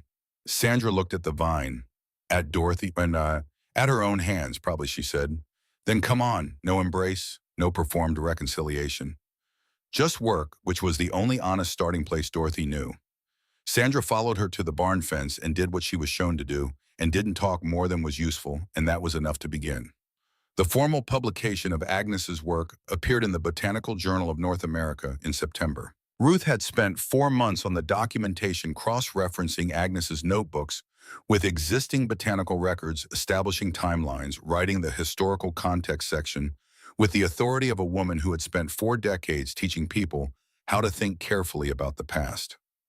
The paper's title was Ruth's Doing 30 Years of Undocumented Botanical Preservation, the Hartwell Collection, Shenandoah Valley, 1953 to 1983. Agnes Catherine Hartwell, listed as primary contributor. Dates given, methods described in full. The oil sealing technique documented in her name with the 1971 letter reproduced in the appendix and its date made explicit. No accusation against the company that had filed the similar patent. Brennan had been careful, precise, factual, with the dates arranged in a sequence that any reader could follow to their own conclusion. The scientific community drew its conclusions. Dorothy received 3 calls in the week after publication from researchers who had worked for that company years ago. All 3 said in different words the same thing we always suspected. We're glad someone put it on the record. She thanked them and moved on. She had no energy for the machinery of institutional accountability. She had a garden to run. Brennan brought 2 graduate students in October to begin the formal propagation study for the heartwood vine and ghost orchid specimens, the species that were already growing successfully and could begin to be shared with other preservation sites. The morning they arrived, Dorothy found Norm standing at the south bed before anyone else was up. He stood there the way he had stood on the morning of the first lunar iris shoot, with the stillness of a man who has found something worth being still for. She came to stand beside him. The lunar iris were in their second growth phase now, not the tentative shoots of May, but full established plants, their broad leaves spreading, storing energy for next year's bloom. They had changed the south bed from cleared soil into something that looked genuinely and completely like a garden. 31% germination rate from 40-year-old seed, Norm said. I know, standard expectation for seed over 20 years is under 5%. He was quiet for a moment. Agnes's oil sealing method is why. Whatever that company did with it, whatever they used it for, the method is real and it works, and the proof is standing right here. Dorothy looked at the plants. She'd have liked knowing that, Dorothy said. You know what she'd really like? He looked sideways at her. that her granddaughter is standing here, that the seeds didn't just survive, that they were found by the right person. Dorothy didn't respond immediately.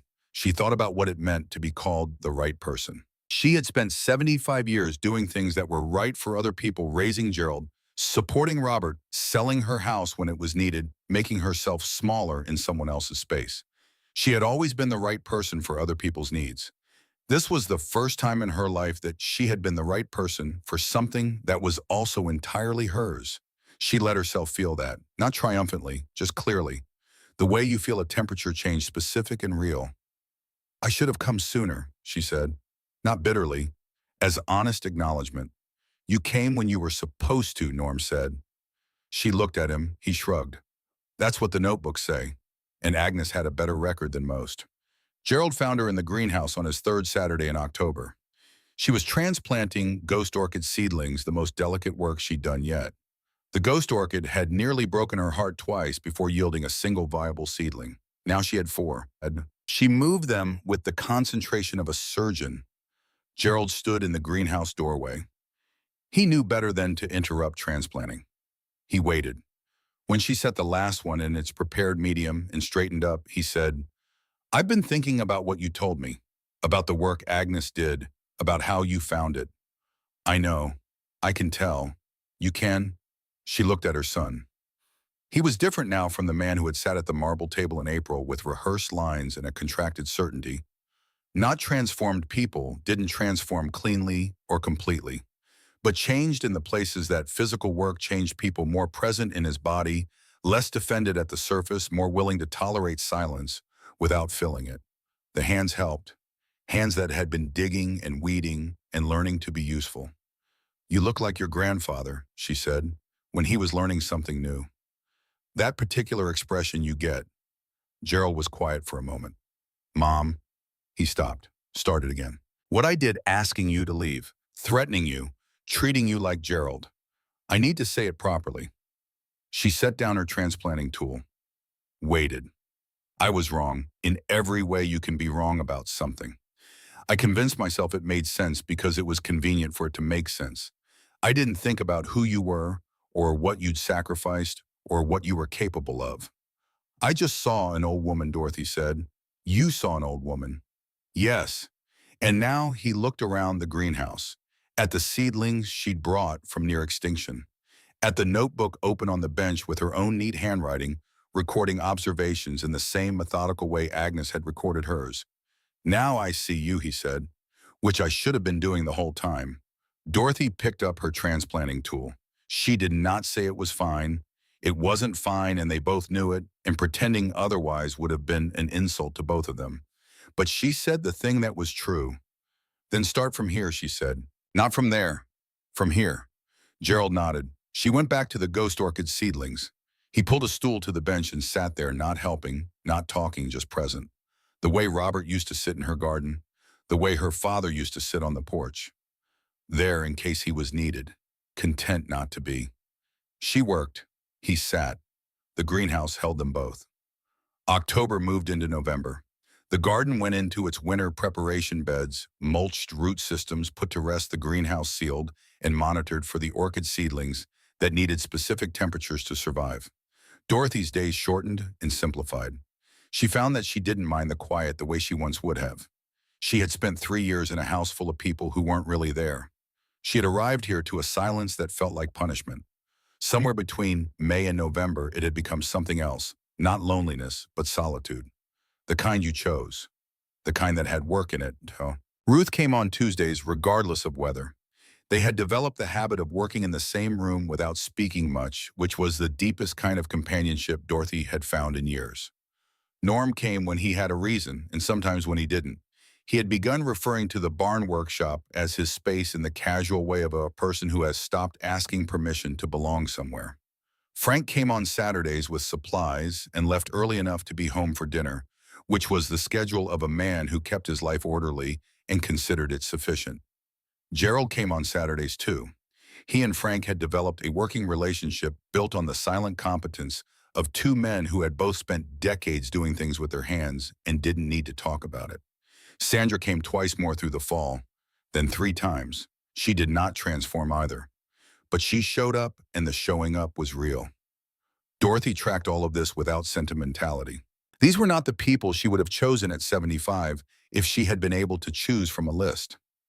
They were the people who had arrived, some through grief, some through uselessness, some through guilt, some through curiosity, and stayed because the place and the work kept offering them something they hadn't known they needed. On the 1st of December, Brennan called with news about the naming process for the new species. The formal registration is nearly complete, he said.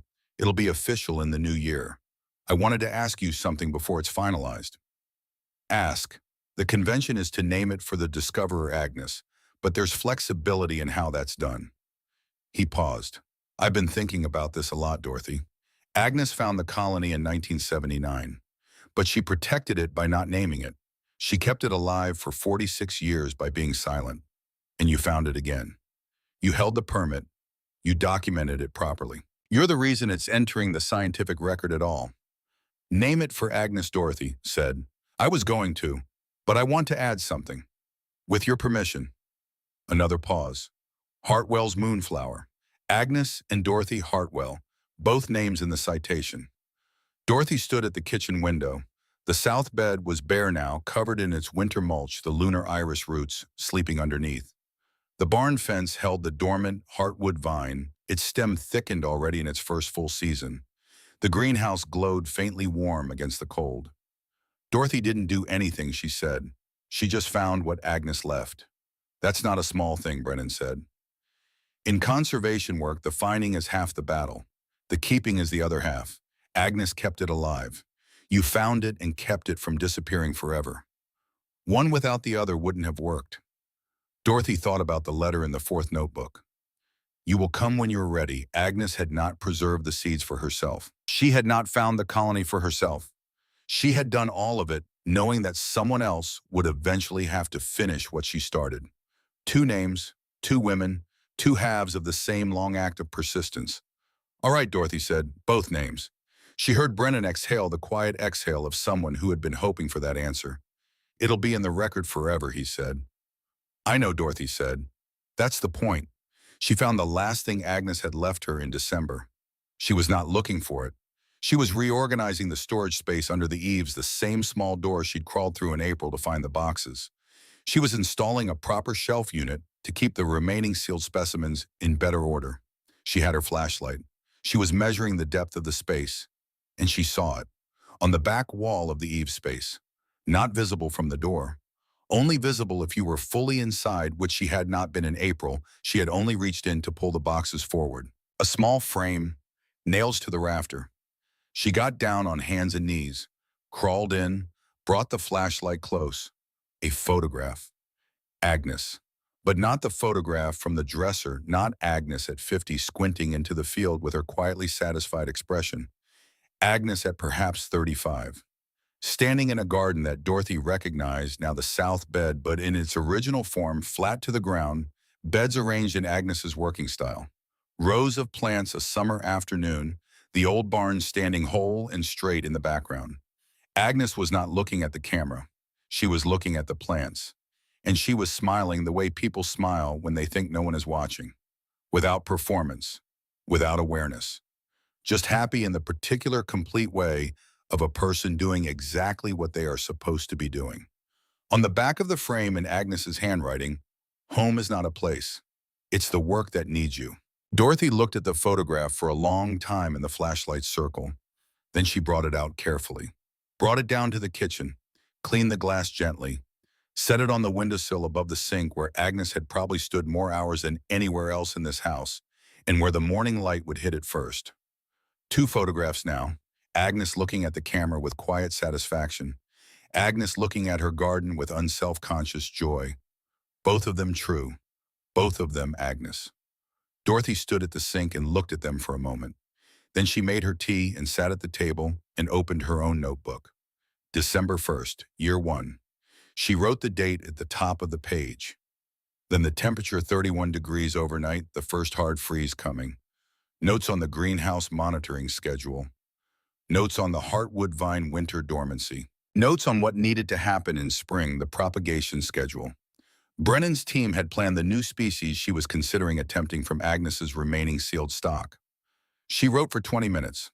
Then she paused, turned to a fresh page, and wrote something she hadn't planned to write. Not a plant note, not a schedule. The kind of thing that arrives when you are not specifically looking for it. I've been thinking about what I would say to myself in April. 8 months ago, standing at Gerald's kitchen table, hearing a sentence that felt like the end.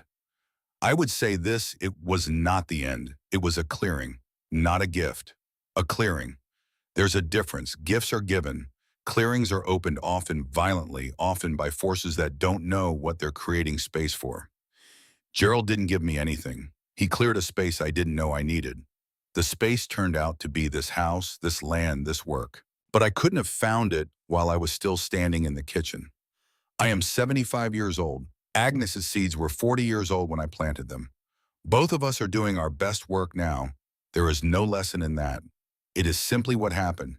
It is simply what is true, and I want to write it down while it's still close enough to feel. She stopped. Read it back. Then closed the notebook over it and went to check the greenhouse temperature. The morning Brennan delivered the final published citation, a printed copy framed which he drove 3 hours to present personally on a Thursday in January. There were 7 people in Dorothy's kitchen. Brennan, Ruth, Norm, Frank, Gerald, Sandra, Dorothy. 7 people who had arrived in this place from different directions and for different reasons, and had found collectively something that none of them had been specifically looking for when they set out. Brennan set the framed page on the table. The citation, the species description, 2 names in the author line for the discovery record. Agnes Catherine Hartwell, 1979. Dorothy Elaine Hartwell, 2024. Dorothy looked at it for a long moment, at her grandmother's name and her own name side by side in a scientific publication that would exist in the record for as long as anyone kept records. Agnes, who had worked alone for 30 years and asked for 20 minutes and then been refused. Dorothy, who had arrived with a rusty key and empty hands and found 40 years of waiting. She would have been annoyed about the 46-year delay, Ruth said from beside her. Agnes. She would have said something dry and pointed about institutional inefficiency. Dorothy laughed. It surprised her, the laugh, real and sudden and unguarded. She absolutely would have, Dorothy said. The room laughed with her, and the kitchen filled with the particular warmth of people who have worked through something difficult together and are finally briefly allowed to feel how far they've come. She walked the property that evening alone. It was January.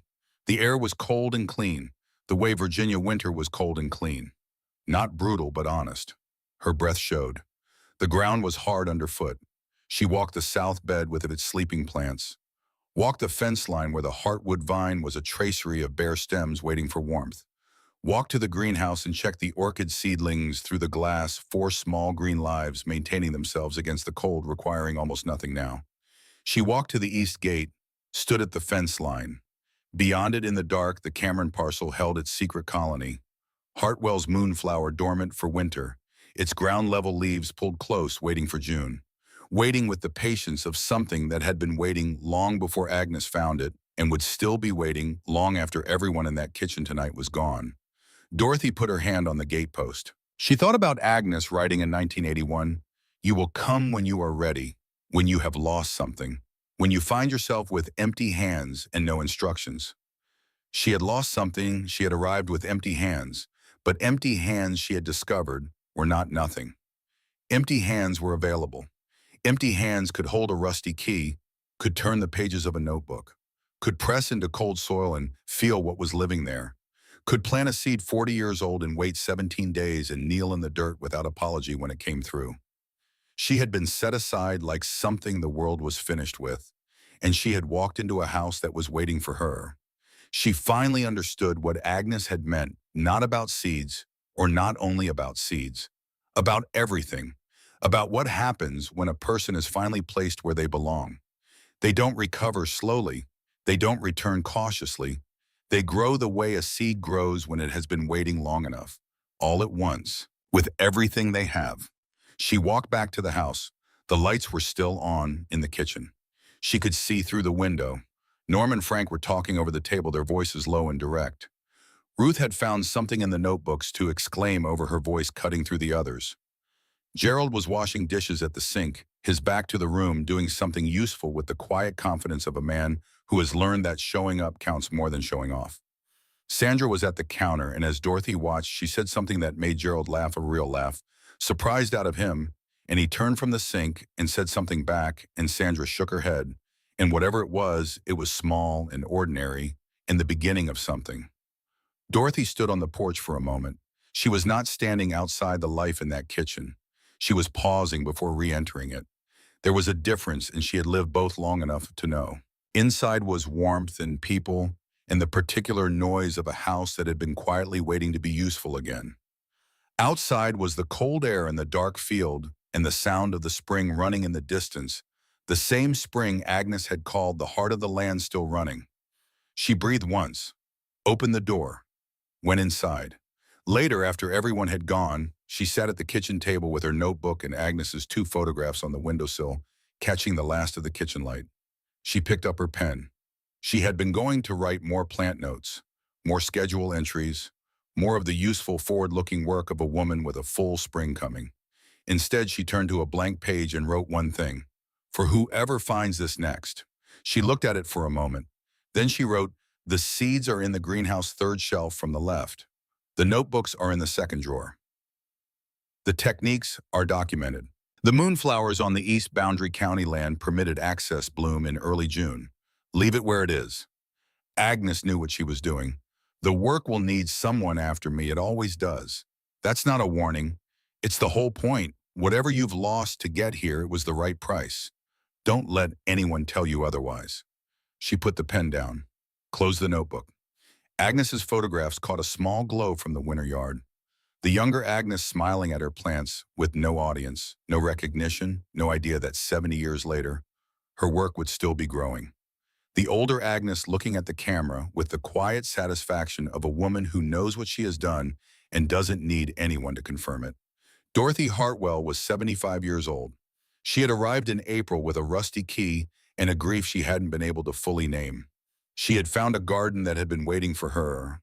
She had finished what her grandmother started. She had built something that would outlast her, not perfectly, not without difficulty, not without the particular irregular beauty of things that grow from necessity rather than design. She turned off the kitchen light, went upstairs, slept well. In the morning, she would wake early before anyone else and walk the property in the first light the way she did every morning now. She would check the greenhouse temperature. She would note what the heartwood vine was doing at the base of the barn fence. She would stand at the east gate for a moment, as she always did, facing the direction of the sleeping moonflower. And she would begin again. The way she always had, the way Agnes had, the way everything worth keeping always does.